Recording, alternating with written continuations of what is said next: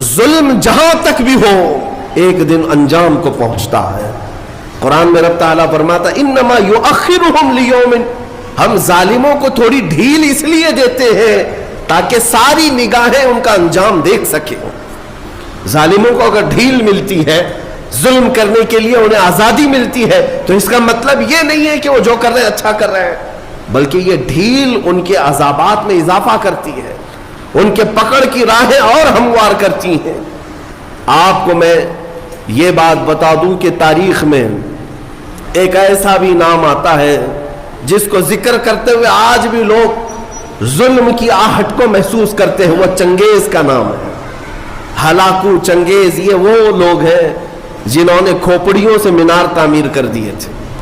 ہاں، انسانوں کی کھوپڑیاں ان کے لیے کوئی حیثیت نہیں رکھتی تھیں، بلکہ آج ایک جانور کو بھی مارنے سے آپ کے دل میں درد ہوگا، لیکن ان ظالموں نے انسانوں کی لاشیں بے حساب لگا کر رکھی تھی۔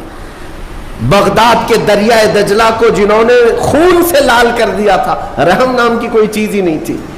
چنگیز نے لاکھوں انسانوں کا قتل کیا، لیکن ایک وقت ایسا بھی آیا اس نے کئی علماء کو، بزرگوں کو قید کیا، قطار میں لگا دیا۔ یہ آخری وقت ہے۔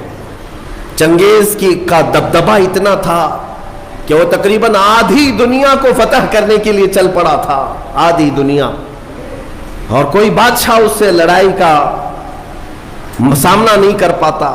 ایک وقت وہ آیا، 300 کے قریب علماء یا بزرگوں کو اس نے قید کیا، قطار میں لگایا اور جلاد کو بلایا۔ سب قطار میں، پہلی صف ہے، دوسری صف ہے، تیسری صف ہے، تو اس میں لائن سے قتل کرنے کا حکم تھا۔ تلوار اٹھاتا جلاد اور گردنیں مارتا چلا جاتا، ایسے لگتا جیسے یہ پلاسٹک کی یا کھلونے کی گردنیں اڑا رہے ہوں۔ انسانوں کے ساتھ اس طرح کھیلتے تھے۔ وہ گھوڑے پر بیٹھے اپنے کھلونے سے کھیلتا رہتا اور جلاد کو حکم دیتا اتنی گردنیں آج اڑا دو، اتنی گردنیں اڑا دو۔ جلاد جب گردنیں اڑا رہا تھا، 3 صفیں لگی ہوئی تھی۔ پہلی صف میں ایک بوڑھے شخص تھے، عمر دراز تھے۔ جب وہ پہلی صف کا قتل شروع ہوا تو جلدی سے دوسری صف میں آ گئے، پیچھے ہٹ کر کے دوسری صف میں کھڑے ہو گئے۔ وہ جلاد بھی دیکھ رہا تھا، چنگیز بھی دیکھ رہا تھا۔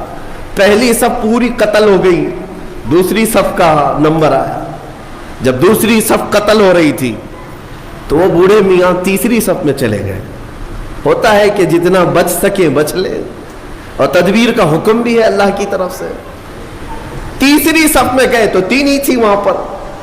چنگیز زور سے کہا مارا، دوسری صف پوری جب قتل ہو گئی، کہا کہ او بوڑھے، بس آخری تھی، اس کے بعد کہاں جائے گا، اب کون بچائے گا؟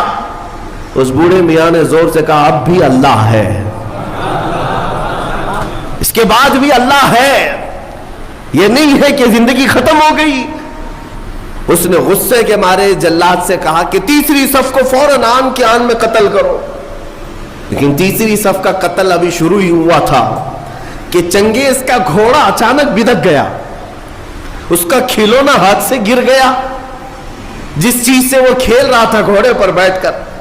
اچانک وہ کھلونا اٹھانے کے لیے جھکا تو گھوڑا اتنی تیز دوڑا، اتنی تیز کہ اسے سنبھلنے کا موقع نہ دیا، اور گھوڑا ایسا سرکش ہوا کہ چنگیز کو سر سمیت دوڑاتا ہوا، کئی پتھروں سے ٹکراتا ہوا دوڑتا دوڑتا رہ گیا۔ ساری فوج بے قرار ہے کہ بادشاہ کے ساتھ گھوڑا سرپٹ دوڑ رہا ہے، سب اسے بچانے کے چکر میں دوڑ پڑے۔ جلاد ہو کہ سپاہی ہو کہ وزیر ہو، گھوڑا کسی کے قابو میں نہیں آتا۔ جب مولا تعالیٰ تدبیر فرماتا ہے تو کس کے قابو میں آئے؟ اتنا دوڑایا کہ اس کا بھیجا باہر نکل آیا۔ چنگیز کا سر ٹکراتے ٹکراتے بھیجا باہر آ گیا۔ جب تک وہ دم نہ توڑ دیا گھوڑا کسی کے ہاتھ میں نہیں آیا، اور اس کے بعد لوگوں نے قابو میں کیا، دیکھا تب تک تو اس کا خاتمہ ہو چکا تھا۔ اس بوڑھے میاں نے کہا میں نے سچ کہا تھا، اللہ اب بھی ہے۔ میرے عزیزوں، رب ذوالجلال قرآن پاک میں یوں ارشاد فرماتا ہے وَكَانَ حَقًّا عَلَيْنَا نَصْرُ الْمُؤْمِنِينَ، ہم نے اپنے اوپر لازم کیا ہے کہ مومنوں کی مدد کریں، لیکن مومن بے قرار ہے، انہیں ایسا لگتا ہے کہ اب مدد آئے گی نہیں. کیوں نہیں آئے گی؟